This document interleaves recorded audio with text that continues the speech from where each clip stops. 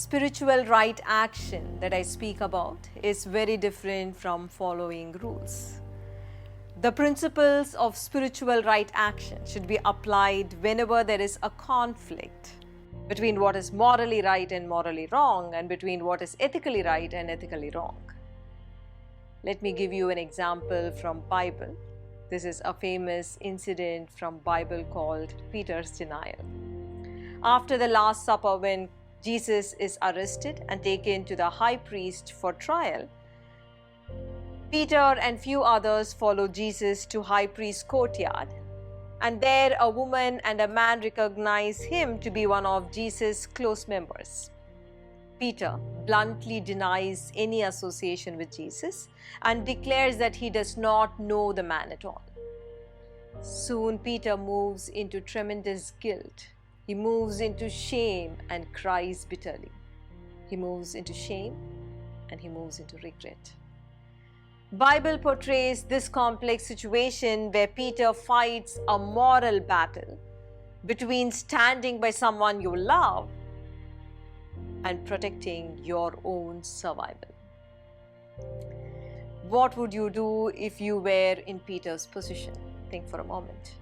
Or put yourself into this morally conflicting position that doctors in some countries have faced in the recent past or continuing to face even now.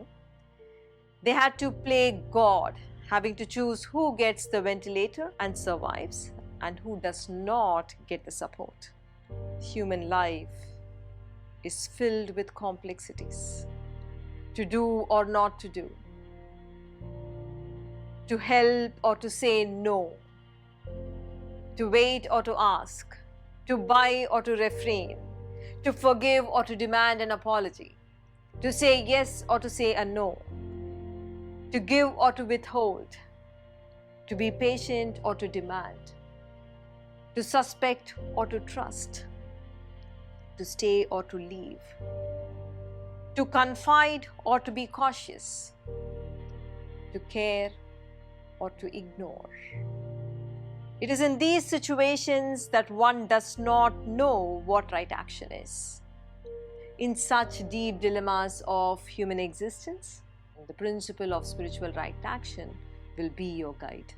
Spiritual right action is a result of an inward journey you take in the thick of life.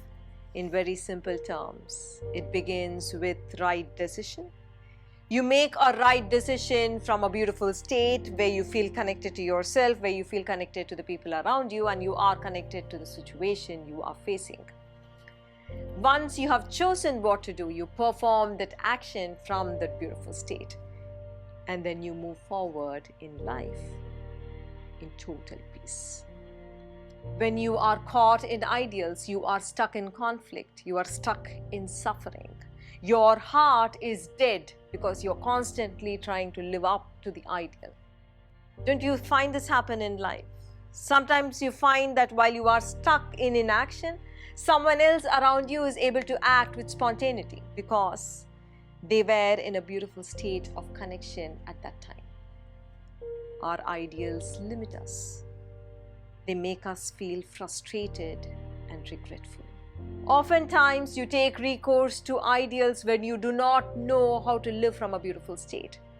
That is, when you try to live up to standards set by religion, try to live up to standards set by society or morality. And such ideal-driven actions are often paralyzing, leads to disharmony, and leads to further chaos in your life. You perhaps are wondering if there is no room for ideals or codes at all in life. The fact is, you don't need spiritual right action in areas of life where there is no moral or ethical conflict involved. You don't need ideals in obeying traffic rules, in following travel regulations in your country. These rules are not ideals. They are codes of conduct. They are regulations. Ideals are different. They define your sense of self. They define your identity. Ideals define whether you're a morally good person or a bad person, right or wrong in a given situation. The only way to find an answer to this moral dilemma is to source yourself in a beautiful state of connection.